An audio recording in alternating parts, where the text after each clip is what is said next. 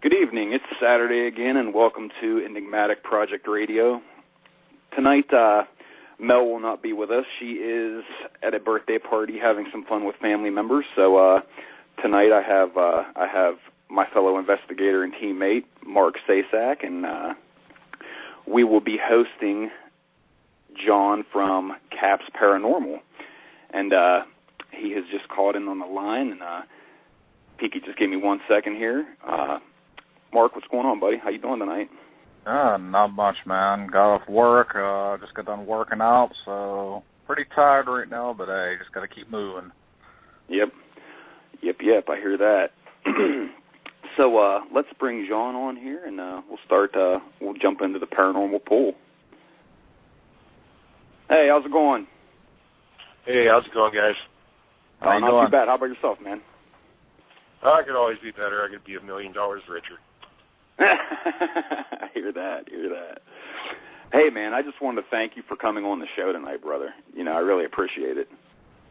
Hey, not a problem. It's an honor to be on it. Oh, well, thank you, man. Thank you. You know, I know we've talked for quite a long time. You know, we've been friends on Twitter for maybe year and a half, somewhere around there. And so I always enjoy seeing your tweets about the paranormal field and everything. And you know, you're a fellow truth seeker just like Mark and I. And you know, let's get this thing started here. Right on. So, you're the founder of CAPS Paranormal, which is based out of what town is it in California? We're now based in Redding, California. Oh, okay, awesome. And you know, as we all know, well, I mean, I don't know how it is in California. I mean, I know, well, Mark and I both know how it is in PA. But you know, how's actually investigating out in California? It actually has its slow times, and then we get a little busy, and then it's slow again. It's kind of back and forth, and a lot of it has to do with, you know, with the lack of history that's left behind for anybody anymore. Mm-hmm. Yeah, I agree with that. I feel the investigation should be the last thing that's done. You know what I mean? There should be a thorough research on history and everything like that. Any place you investigate, in my opinion. Definitely. So, do you guys do a lot of private residence investigations, or do you do private residence in big, you know, like the big places? It's kind of a mix of both. It's kind of slow for us because I work a lot too, and so I kind of try and do my investigating in between times that I have off of work, which doesn't give me a whole lot of time to do it. But we do a mixture of both. We will do private residences, and lately we haven't been able to do anything public to release on video for anybody, but it's just hit and miss for us once in a while. Yeah. I know Mark can vouch for this. You know, we would have times where there would be times where we would go 4, 5, 6 months without an investigation, and then all of a sudden one would come in, and then another one would come in, and then another one would come in. You know, it all seems to happen in clumps. It does. It's mostly like somebody opens the floodgates and they just start pouring in, and that's the way it is for us too. You know, we'll go months without investigation, and then something will pop up, and it seems like it triggers 3 or 4 right after the other. Right. It does. It really does. So, you know, we also try to, you know, pick out other places. Like when we do have slow times or something like that, we try to go off the beaten path a little bit and go to certain places like old gold mines or something like that, because California is rich with old gold mines, especially up here where we're at.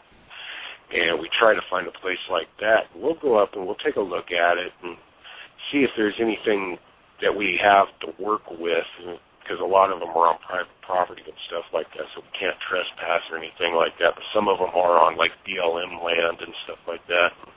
We try to see what we can work out and see if we can come up with something we can investigate in the area, because the gold mines and stuff like that has had some tragic history in the past, and just trying to figure out the history of it before we even go in to make a decision to investigate it is the hard part.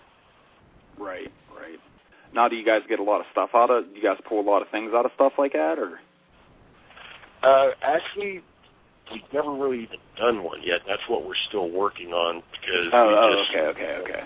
moved up here about a year ago and trying to get settled in and everything and getting the ball rolling back in our favor again, just trying to work on some of the background things because we've done a couple cemeteries up here, and then we actually took a trip out to Susanville and done an abandoned hospital with another team and stuff like that from Reno.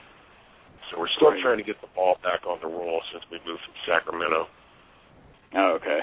Yeah, I mean, it's tough. It is. And there's just so many groups out there, and it's, everybody seems so territorial. Nobody can be like, oh, hey, well, let me drop you a lead, or, here's this place that we investigated. Why don't you go check it out? Anything like that. It's always just so, I want to say, it's almost a contest, Yeah, it is. They're kind of far and few between, but we're in a pretty good area now where there's not really many teams up here. I believe there may be one or two up here, and they're not even out on Twitter or Facebook or anything like that, really. They just have a web page, and that's pretty much it. And they work off of word of mouth and stuff like that, much like we do, but we have a better chance of getting something like that because of the followers that are in the area near us.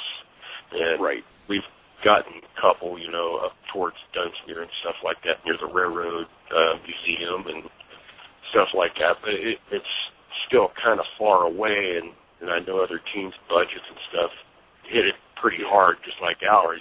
Traveling the distance and stuff is kind of hard. Absolutely. Mark, do you have anything that you would like to ask and bring up? I'm kind of quiet over there, buddy. No, I was just listening. I was brought up manners. I don't like to interrupt people when they're talking. That's how I am. But since he's from California, I always there's a couple places I've always wanted to investigate. I've always wanted to do the Winchester House. What else? I think the Whaley House. I believe that's what it's called. Also, I have a encyclopedia. It's called the Paranormal A to Z Encyclopedia. It's about 600 pages and has all these different places of interest in each state. And there's a ton of places on California I've always wanted to go check out for like ghosts and UFOs and stuff like that. So yeah, there's a lot of rich history out there. Plus they got a lot of hot babes out there, so it'd be a nice vacation for me also. Hey, boys will be boys, but California is very fast. California is a very fascinating place. I've always wanted to check it out. If you could recommend one place to investigate, say Josh and I had the money and we wanted to come out there and do an investigation, what place would you recommend for us to go check out? Depending on which area you're going to be in, I'm pretty versed in Northern California. There's Susanville. It's the Lassen Community Hospital, which is an abandoned hospital there within the city.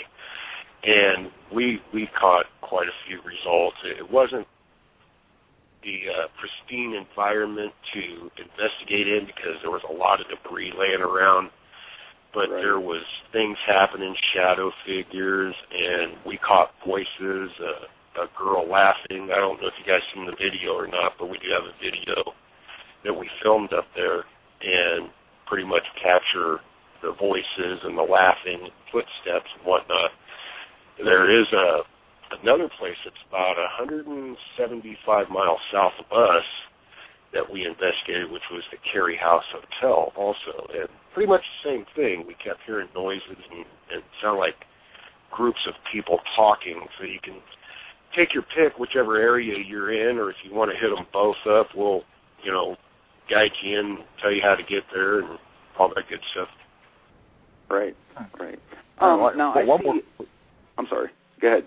No, go ahead. I had one last question. I'm a big Eagles fan also. I've tried to find the story. I don't know if it's accurate or not, but I'm talking about the band, the Eagles.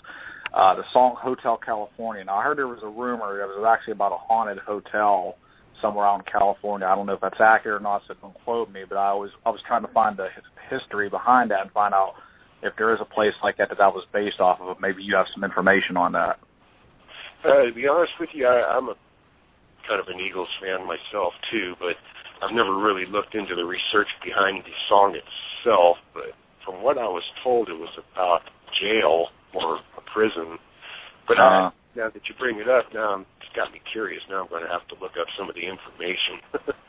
Well, yeah, actually, there's so many since you brought that up, I used to talk to a group that was from Sacramento, California, but they actually moved towards the middle of the state. And the Hotel California, they said they actually investigated at the place, but it's named something completely different. I mean, it's not called the Hotel California, obviously, but can't remember what the lady told me the name of the place was. But they said they investigated there a few times, and they said it was pretty good. You know what I mean, when it came to the activity, and the people were very nice that owned it. But I just can't remember the place for the life of me. For some reason, this is popping in my head. I don't know if it is or not. Something Coronado or something like that. That sounds like it might be it. I'm not sure if that's accurate or not, but I remember that name popping up for a hotel, and I don't know if that's the one that they used or not. I'd have to go check it out. But yeah, that'd be a pretty interesting thing to go check out. Yeah. Would it be like the Coronado Hotel or Coronado, California? I don't know. I'm not sure. I don't know if it's a Coronado Hotel or, like I said, I'd have to go research it. Like, there's so many different stories, it's hard to pinpoint which one's the accurate one. So. Understood. Now, John, I seen on on the website. I've been there quite a few times. You guys are TAPS family members and GAC family members as well. And I haven't really ever had a group on that was a part of either of those families. Now, what kind of benefits do you reap from that? Actually, a correction. We're not a TAPS family member, but we do follow the guidelines of the TAPS family. But anybody that visits our website, if they're looking into a strictly TAPS family member, we give them a link to where they can find that information. But we are GAC affiliated, and we haven't reaped any benefits from it yet because we haven't been a part of it long enough. But I do know that other teams are also GAC affiliated. But what some of the benefits are, that is, if the Ghost Adventures crew decides to pick a location and you've investigated it before, they can bring you on the show as a co-star or for a short segment of the show where you can explain some of the things that's happened in the area and whatnot, bring your point of view onto the show itself. And then the Ghost Adventures crew just goes about and does their investigation. That's as far as I'm familiar with it right now at the point. Right. Now, would they say if there was an investigation lead out in your area, would somebody contact you from their business department and say, hey, we have this investigation, some private residence or whatever that needs to be taken care of? Would they recommend that to you? I would think they would, but I'm not really sure how they handle private residences or anything like that, so I couldn't really say one way or the other. But I'm sure if there's something was to come up in the area or something like that and they needed like a preliminary investigation before anybody else comes out, they would probably send it our way. Cool. Yeah, because like I said, I see a lot of people have the banner, the GAC, affiliates and whatnot, but I've never really had. Well, I just started the show back up again, probably about a month ago. I had retired for a little bit for the holiday season, and then brought it back in the new year. But I really haven't had the pleasure of really talking to anybody from that, and I was just kind of curious because I know a lot of people know my views on the show itself. I think the show is a little over dramatic, But I mean, it is what it is. It's entertainment and television, and they have to get ratings, for their show to stay on television. But definitely. I mean, I don't know if you agree with that or not. I mean, what's your thoughts on that? Well, I think pretty much every show has its own way of doing what it does, but we're not a group that's going to go in and act the same way or anything like that.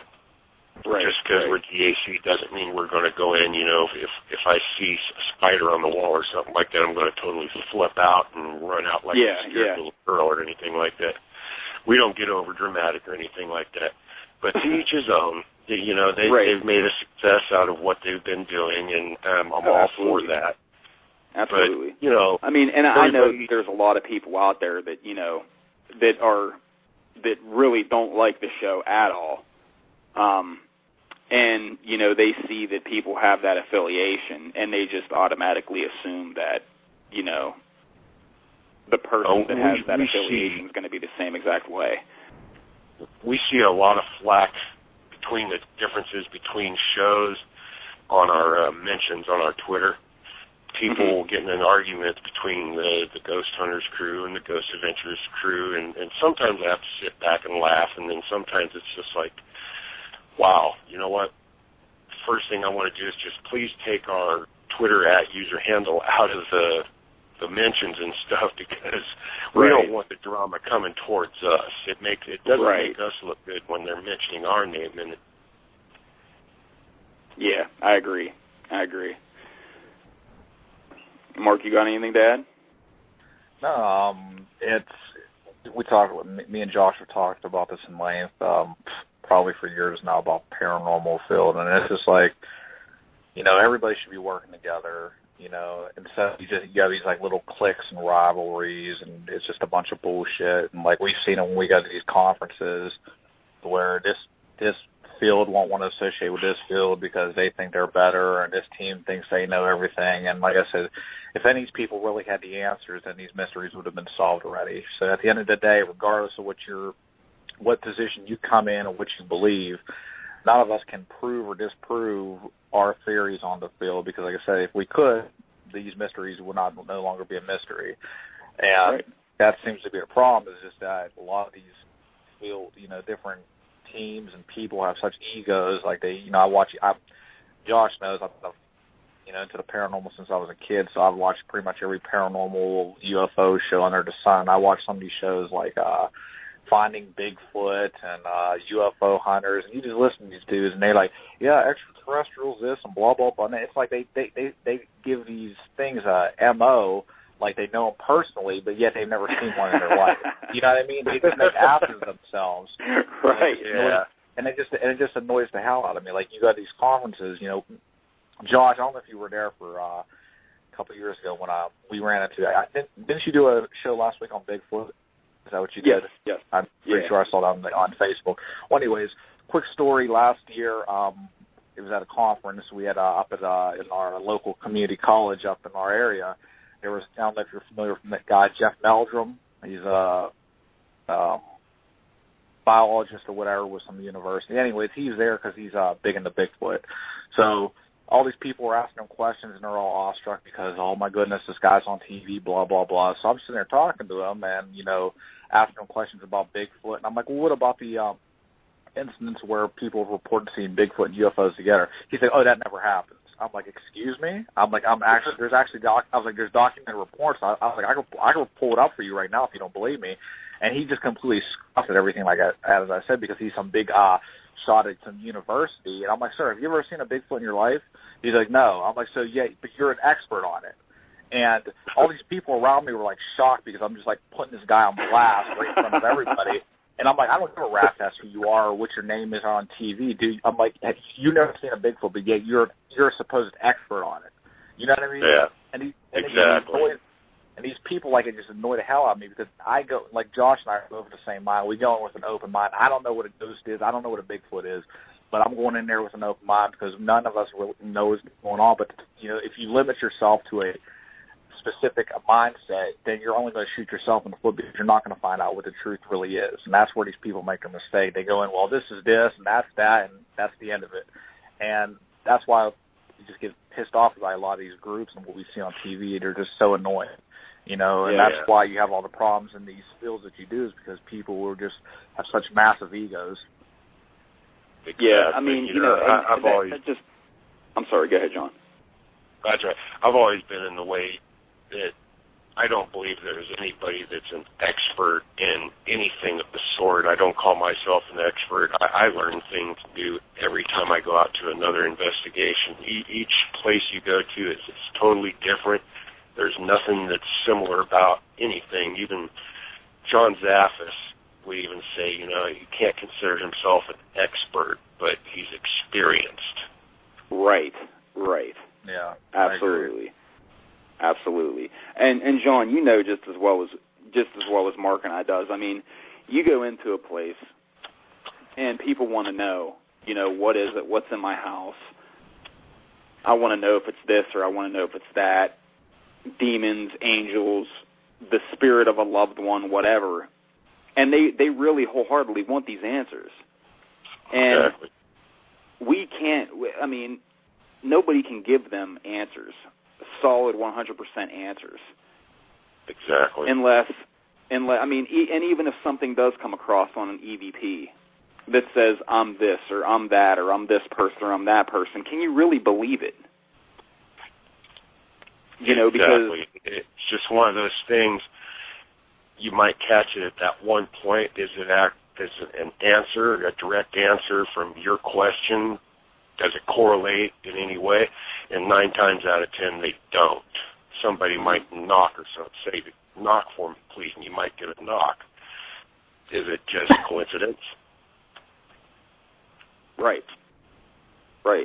And I don't know if you ever researched this, John or Mark, but I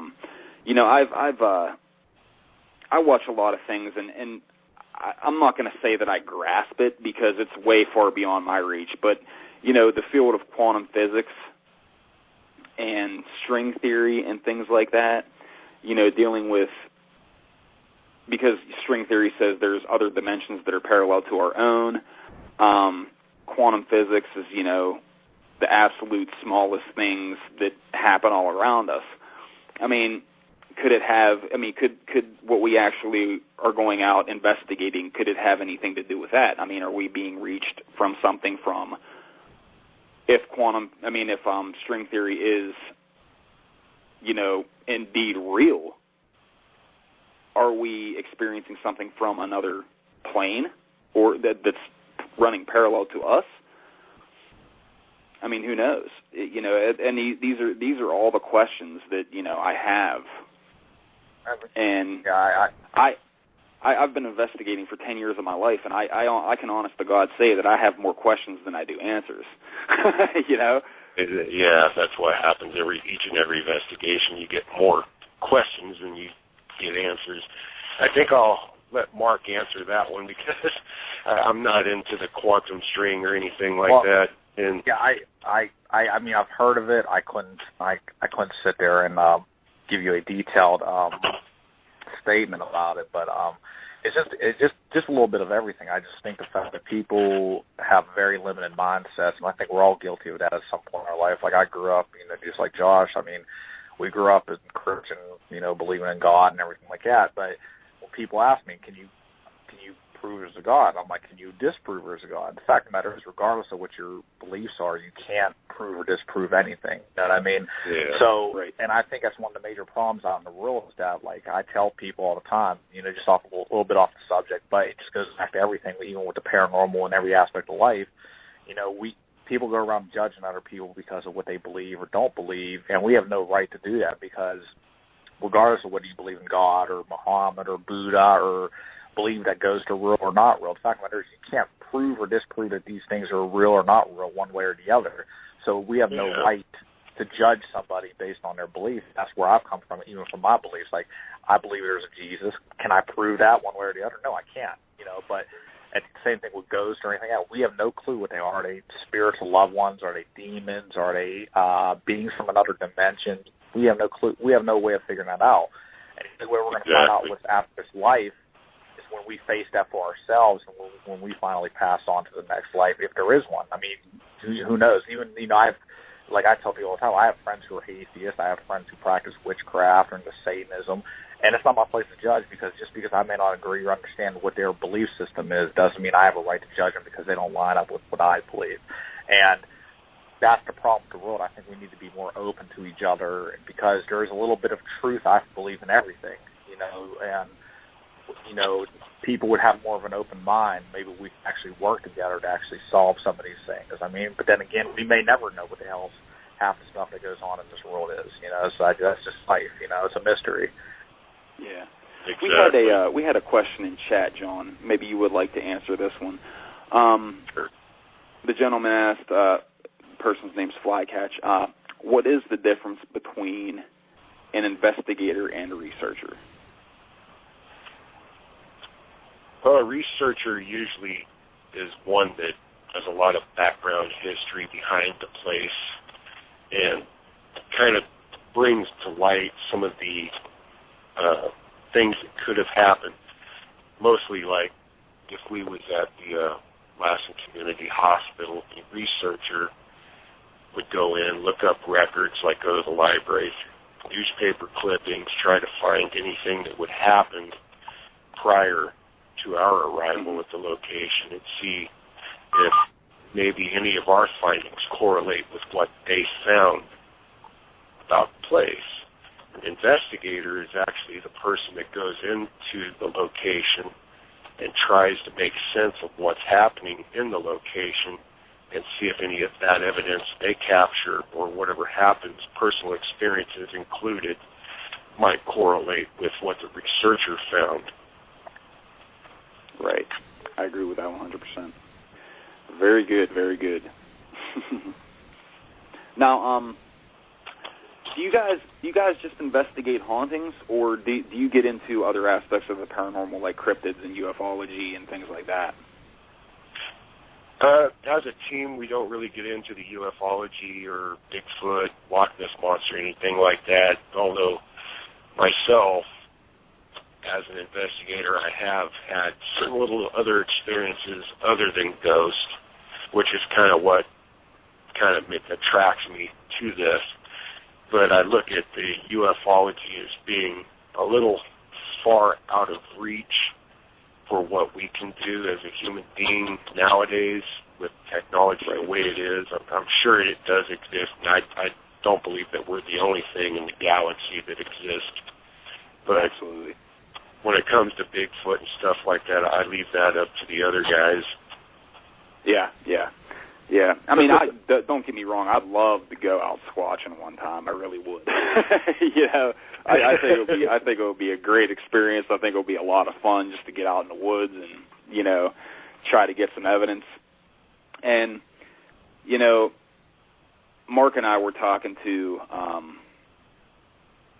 the president of the Pennsylvania chapter of MUFON, and he's always like asking us to be certified MUFON investigators, which one of these days I think we're both going to take him up on the offer eventually. But he had said to us at a conference that we were at, he said, it was like most of the ufology cases can be pretty much done over the phone. Because what can you really do other than just look up at the sky? I mean, you can talk to people, get eyewitness accounts, but there is there's never seems to be any type of trace evidence. Yeah, exactly.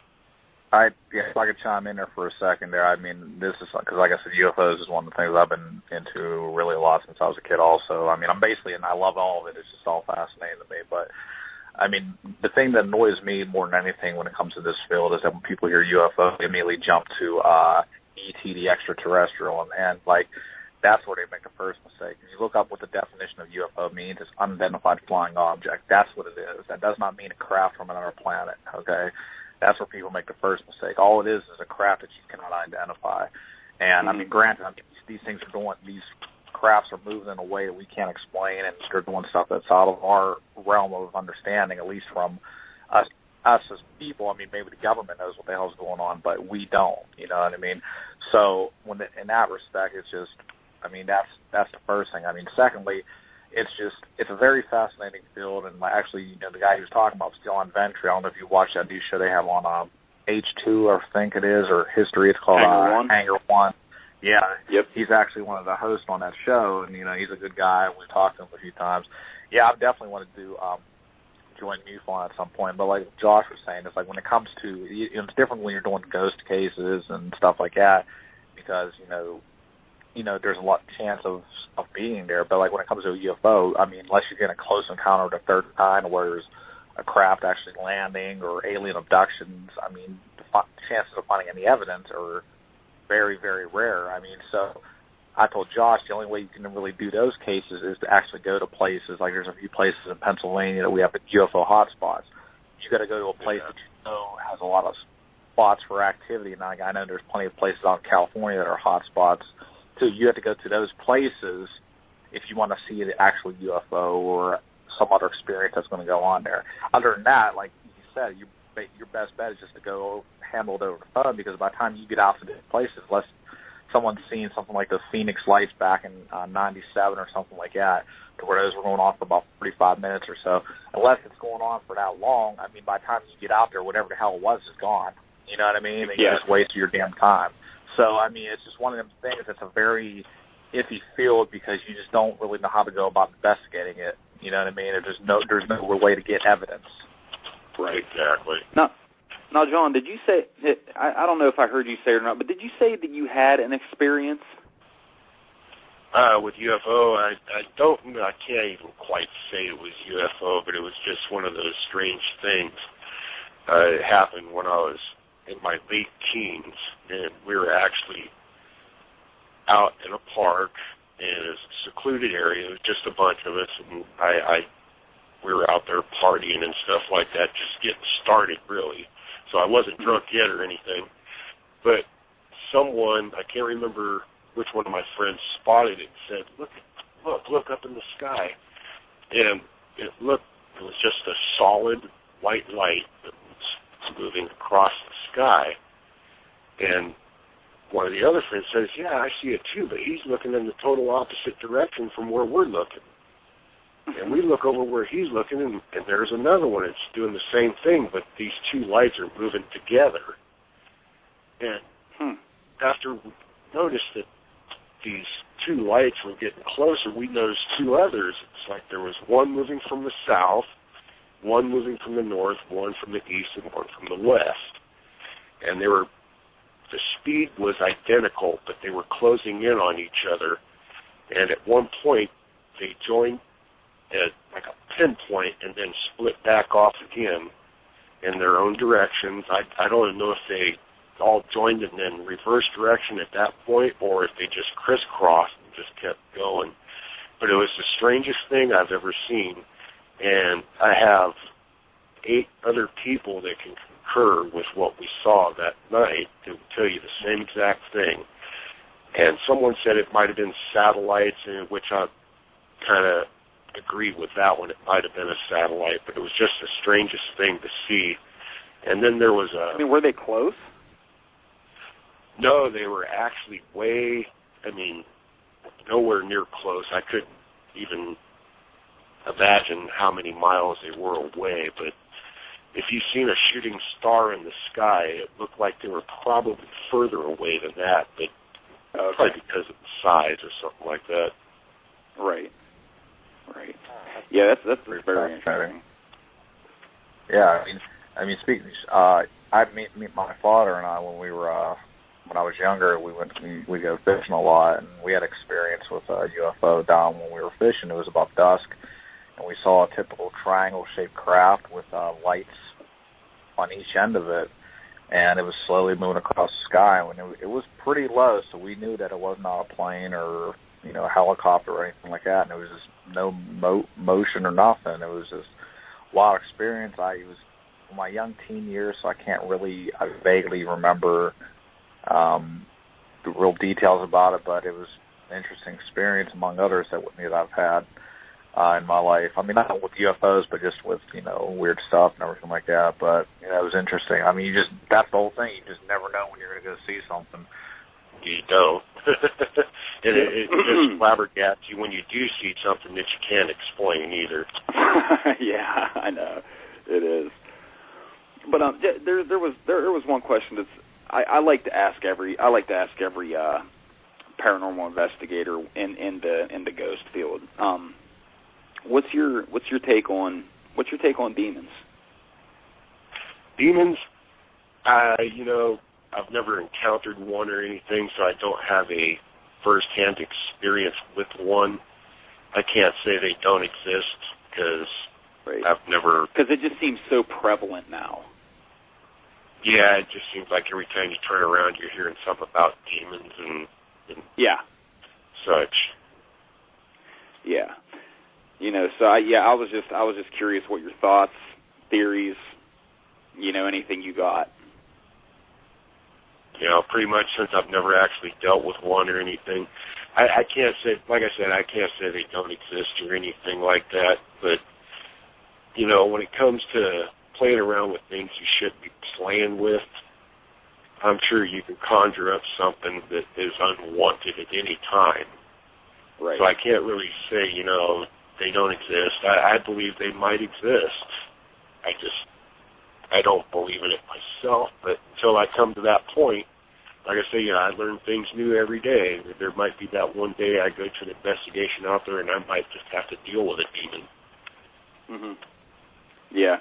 And I hope and pray that time will never come, because I wouldn't wish that upon anybody. No, definitely not. I mean, from what I hear from the stories, it's pretty freaky, and I don't want to go there. But if the day ever does come that I have to mess around with something like that, I work with various different people in the community and stuff like that, and if need be, I'll go to a church or something and seek help that way to see if we can put a resolution to it. Right. Now, how many people does your team consist of? 2 at the moment. Okay. Yeah, because I seen it's you and Diana. Another lady, correct? That's correct. Okay. And what's her name? Her name's Diana. Okay. Well, Diana, if you're listening, hi, how are you? I hope she is. She's not out here with me at the moment, but she might be listening to the link. Okay. But yeah, so what type of, when you go into an investigation, now what type of, how do you actually go in? Like, what type of equipment do you use? What type of investigation tactics do you use to try to spark activity, things of the sort like that? One of our first things we do is we try to go in, do a safety check, make sure the entire place itself is safe for investigators, and if there's an area that isn't, we'll cordon it off with safety tape, make sure nobody goes into that certain area, like a weak floor or something like that. We don't want nobody falling through it. But once we're done with our safety checks and stuff like that, everybody's feeling pretty safe about investigating the place. We like to go in, we like to do a 2-night, rather. We like to go in without facts of prior history. We like to learn a little bit before we go in, obviously. Right. But we want to go in and see what kind of evidence we capture, and then the next day do some more research on the place and try and find out more, ask questions from surrounding businesses, other people that have had paranormal experiences in this, and get their take on it, and then use that information we gather from them, go in and do a second night investigation and see if our first night and second night, if they concur or do they differ. Did we have a that I can't think of the word, but see if anything correlates together. See if we can piece it together and make it one thing. Say, okay, we went in not knowing this. The second night we went in and got the same thing. It kind of substantiates your evidence a little more than just going in and getting one single piece and calling it paranormal. Right. Yeah, and I think a lot of people can learn from that as well, because there's so many people that go into an investigation and they really don't try to corroborate evidence or anything like that. It's like they get a K2 hit and they're like, oh my God, there's something here right now. And, yeah, exactly. And there's no corroborating evidence that supports that. Mm-hmm. And there's just so many people out there that are just pretty much throwing stuff at the wall to see if it sticks. So that's what I think. I really don't think that's the way to go about doing it. No, definitely not. A lot of thrill seekers out there, they'll go get a K2 meter and they go find them in an abandoned building somewhere, and if they get a little K2 spike from a nearby power line or something, oh my God, it's a ghost. Run. Yeah. Yeah, exactly. That's not what we want. Yeah, absolutely. And there's a lot of people don't even take into account of geomagnetic field too, which a tri-field meter will negate that. But a K2 meter will still pick that up if the geomagnetic field's strong enough in that area at the time. Exactly. And there's a lot of investigators out there that'll be like, what the hell's a geomagnetic field? Yeah, I can't remember exactly where one of these places exists, but I was researching some other things on here, and I popped up a place.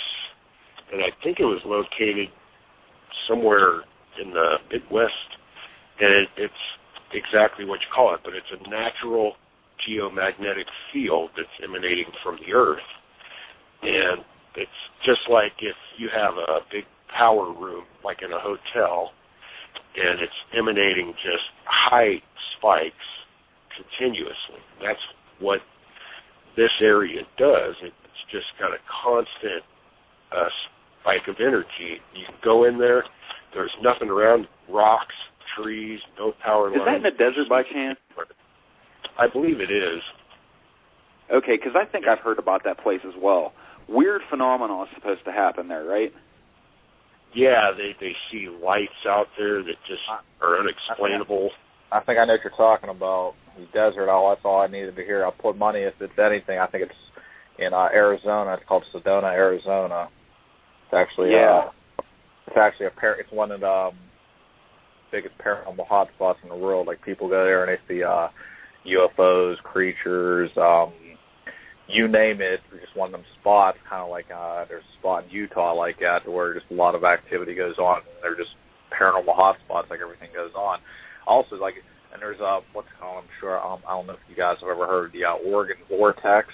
Up in Oregon, there's a vortex or whatever. They say that it just messes with it's something with the magnetic fields of the Earth and everything like that. There's a certain spot up in Oregon that it'll just mess with your compass and everything like that. And then people, you'd have to research it, but it's pretty wild, phenomenon. Me and Josh have talked about this a lot when it comes to equipment. Okay, we use equipment, but we have no clue what a K2 is actually picking up, or this meter or that meter. There's no way to confirm that that's actually a spirit or something interacting with us, and that's where people, once again, they make an ass of themselves and use this equipment, and all of a sudden, a little light spikes or a little meter spikes. Oh my goodness, that's Casper the Friendly Ghost. It's just right. Ridiculous. Yeah. What's funny about places like that, I've never been to it myself, but it's one of the places that I would love to go to, that natural geomagnetic place, and just for myself, because I can see it on TV and stuff like that, but I want to experience it myself. Yeah. Well, like I said, we can get off the phone with us. Check out. I'm not sure if you're familiar with the Oregon vortex, but Google it. That's only a couple states away from you. You might be able to take a trip up there one day and check it out yourself. I've always wanted to go up there and check it out. It's pretty interesting. Hopefully one of these days I would love to. There's a lot of places I would like to go. Just You know, when it comes to our funding and stuff like that, like any other team, it's low. Yeah, it's tough. I mean, you know, we've tried to do everything we possibly could. You know, we tried to take. I mean, you know, we tried to, like, everybody in our team. We would say, hey, you know, every time we had a meeting once a month, and you know, we would say, hey, bring like $5 or $10 with you. You know, we'll put it into the group fund and buy equipment with it or whatnot, or you know, trips or whatever. You know, I mean, and sometimes it just don't work out that way. We've tried to raffle tickets, set up tables at paranormal conferences, you know, and I think one time we walked away with like maybe $15 from raffle tickets after it was all said and done.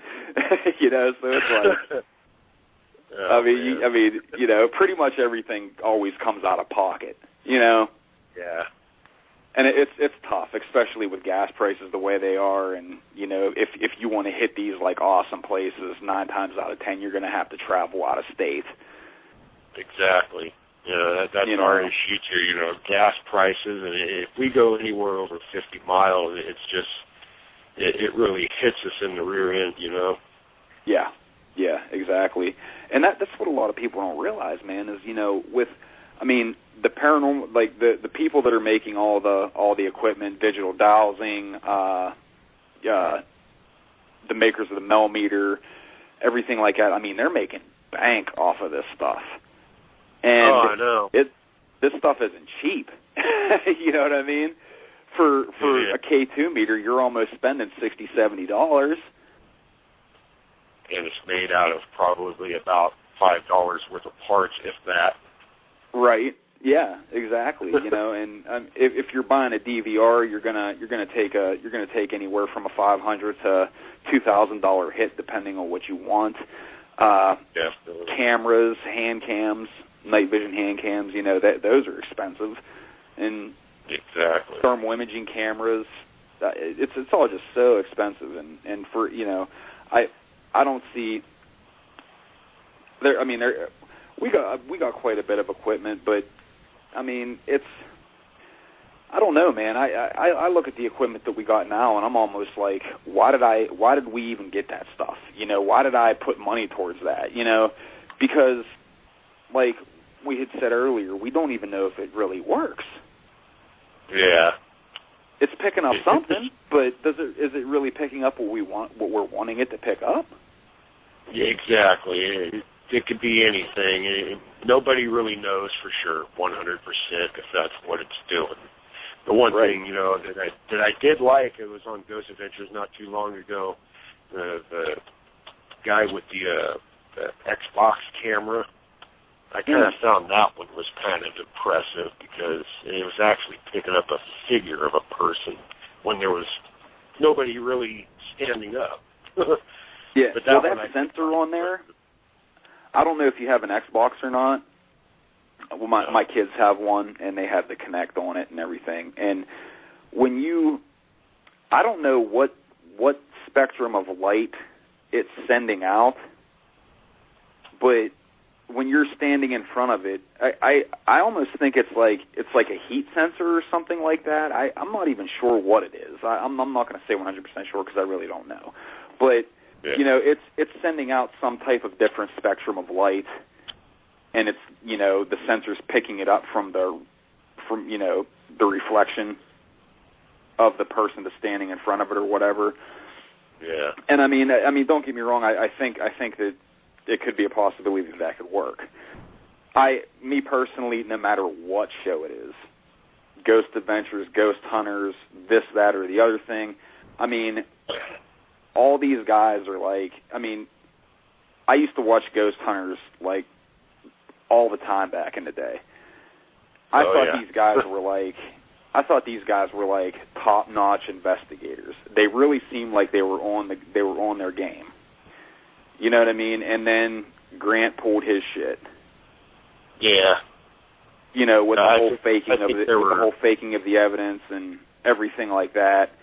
You know, and I'm sure there's a lot of shows out there that do that same exact thing. So anything that's on TV, I really have a hard time believing it.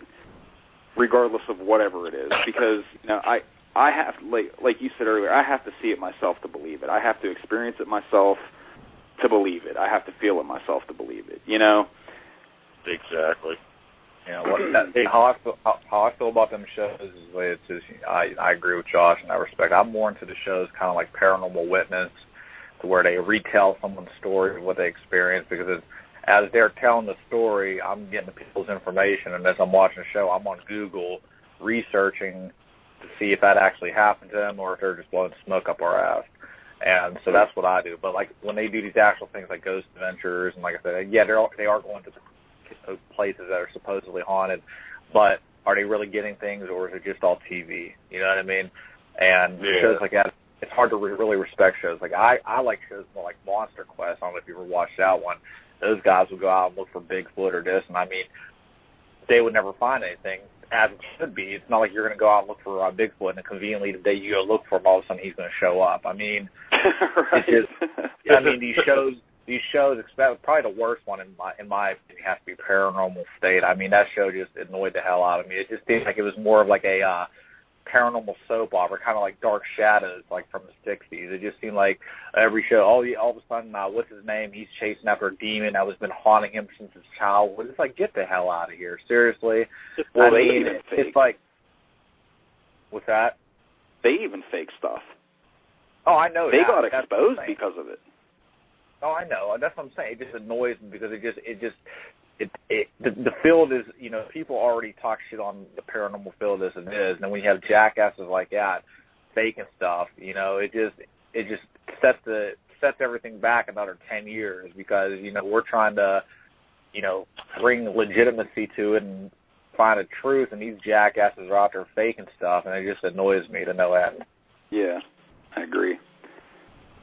Now, John. Hey, guys, real quick, I want to jump in here. There's someone here that wants to say hi. This is Diana. Oh, okay. She wants to say hi real quick to you. Okay, great. Hey, Josh and Mark, what's up? Hey, how you doing?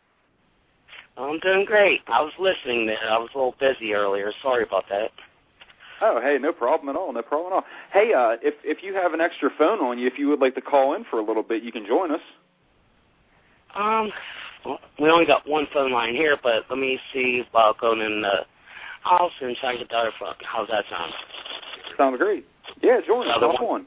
Turn the other phone off. It would shut off for some reason. Well, I have to try and use the neighbor's phone, too. So, hey, what's the try? What the hell? Well, I'm going to be back to John, and I'll go ask the neighbor to use her phone. I'll be right back. Okay, thank you. All right?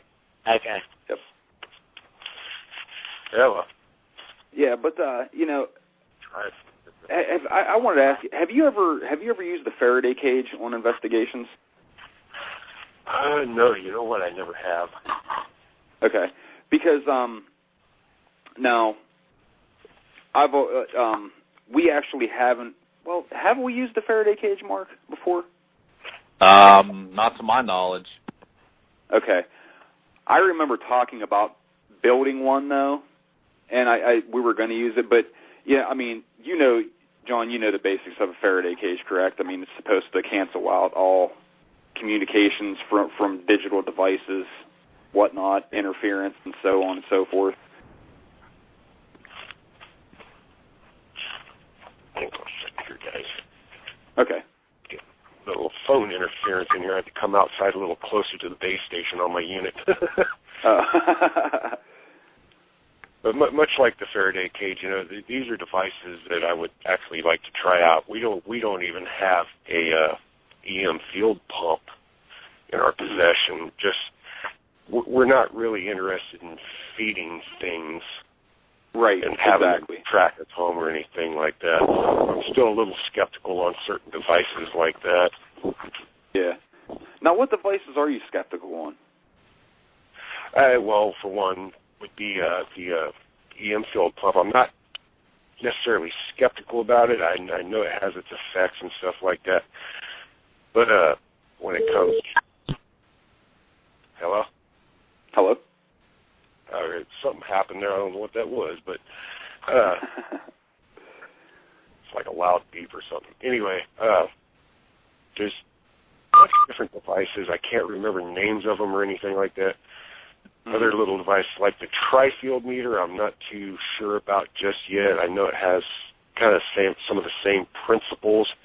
I don't have one in my possession yet to actually try it, so that's why I'm skeptical about it. Well, see, the tri-field meter, is pretty much just your typical EMF meter. Now, the tri-field meter was even tri-field meters are used by electricians and things of the sort like that. This device wasn't just made for the paranormal field. Yeah. Okay. Now, what it's supposed to do is it's supposed to negate the effects of any type of outside residual, any type of electromagnetic field coming in, whether it be from TVs, whether it be from any type of electronic device in the house. Gotcha. So you get a tri-field meter, and that, if you're going to pick up anything, it's going to be some type of direct EMF that is coming from like right around that area. Yeah. It's similar to K2 and design and everything, except you got an analog gauge and whatnot. It's just one of the things I've never used before, so I'm not really sure, if I could believe it or not. But like you say, it's based on the same principle. I'm willing to give it a try. I'm never going to discount any kind of piece of equipment when it comes to research. You're like the right. long distance phone calls.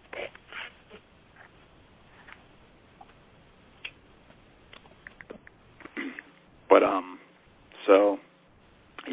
and what's your thoughts on the Ovilus?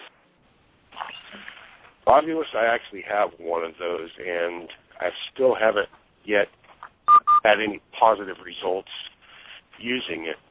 I know when we first turn it on, it blurts out a few words, and we automatically discount any of those. But when it comes down to it, we haven't had any positive results with it just yet. Okay. Yeah, I was just curious. I've never actually bought one myself. I've looked and researched them, and digital dowsing makes that, correct? I think I'm pretty sure digital dowsing makes that. And someone had told me, I never looked it up for myself, but somebody had told me that they came out digital dowsing themselves. I don't know if it was on their website about the piece or whatnot, but they said it was just to be used for a gimmick piece only. Yeah, I've heard some about that myself. I don't know if there's any truth to that. And anything that you can actually program words into, I don't like. You know what I mean? Yeah, definitely. But I mean, we got a ghost box. Mark hates the ghost box. I have a question for you though. I know I've heard someone else say it before. There's a frequency counter. I haven't. There goes that beeping again. I haven't been to an actual investigation where I've actually gotten to use it yet, but I'm still curious about it because I have a feeling that even though, we can take a ghost box, which is our PSB-7 and Ovilus or whatever, if we start getting results with that, if we can get any correlation with our frequency counter, because pretty much everything operates on a frequency, and the human body has frequencies that go on inside of it, and I've always been wondering what your point of view might be on that yourself. Oh, I completely agree with that. I mean,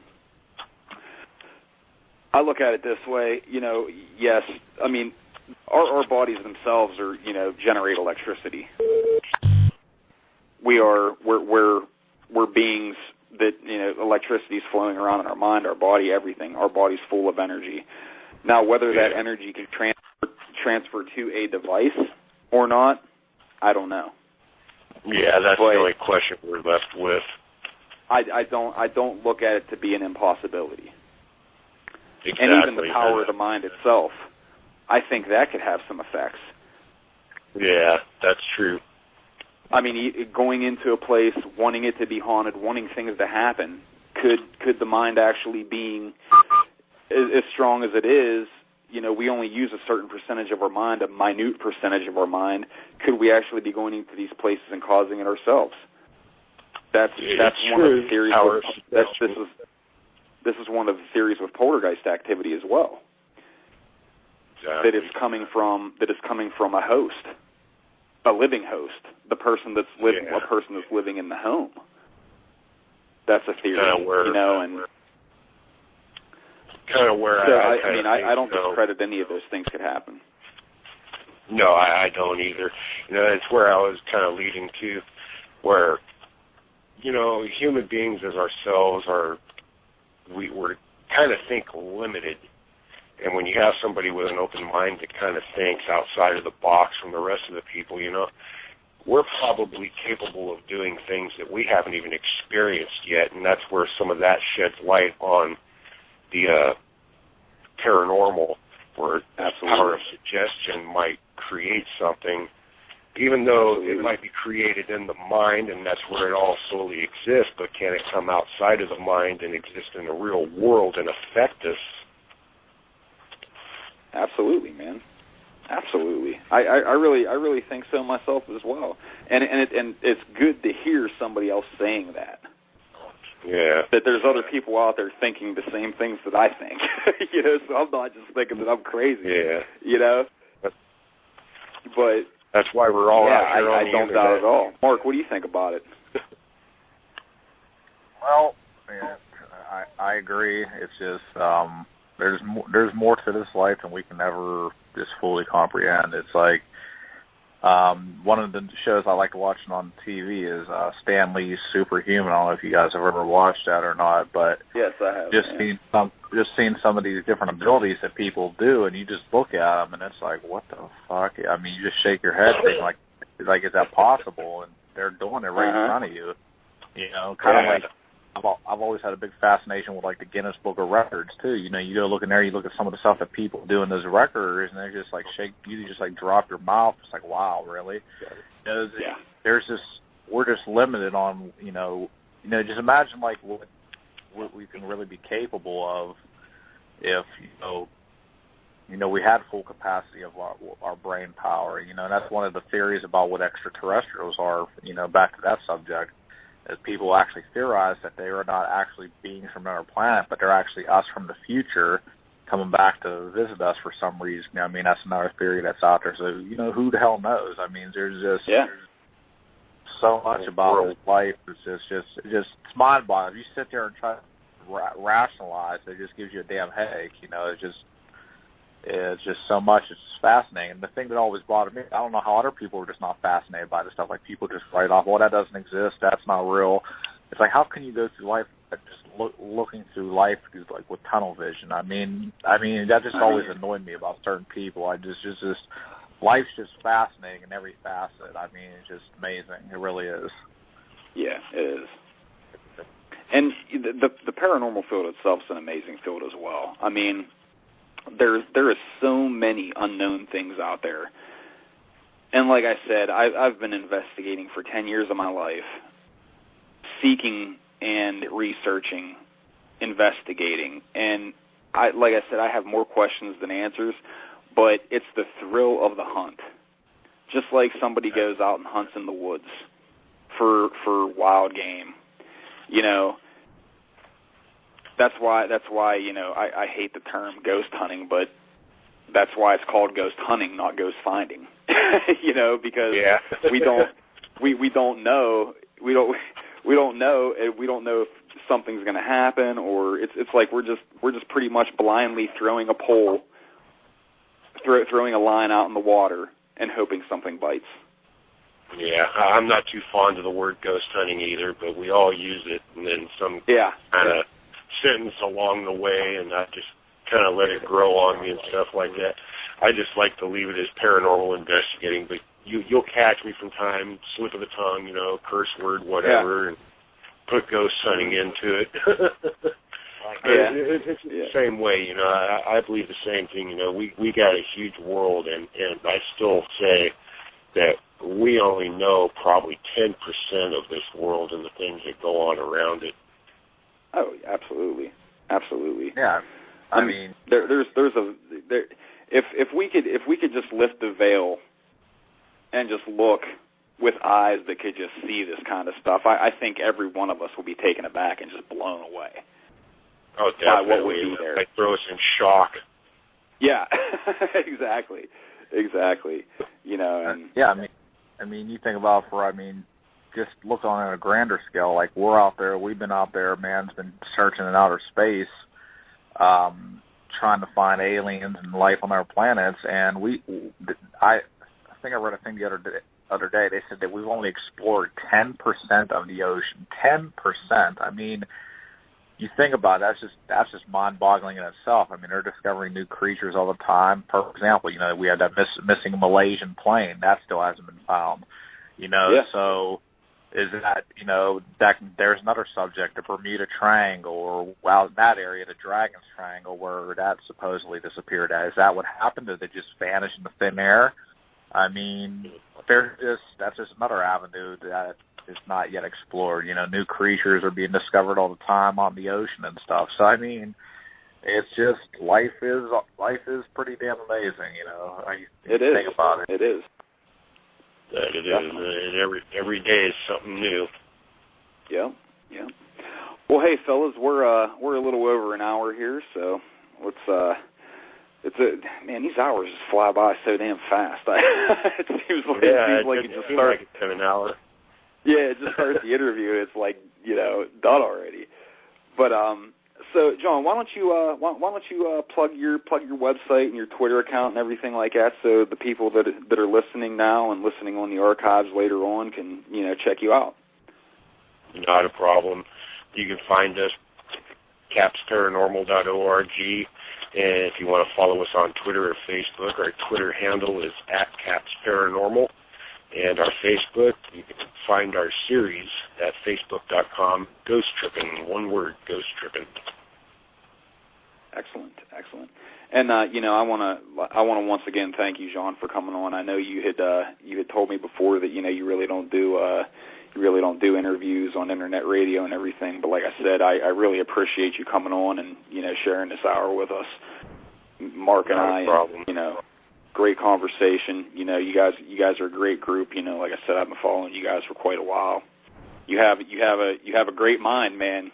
You know, and just, you know, keep on thinking outside the box, man, and just, you know, keep pushing. I always will, man.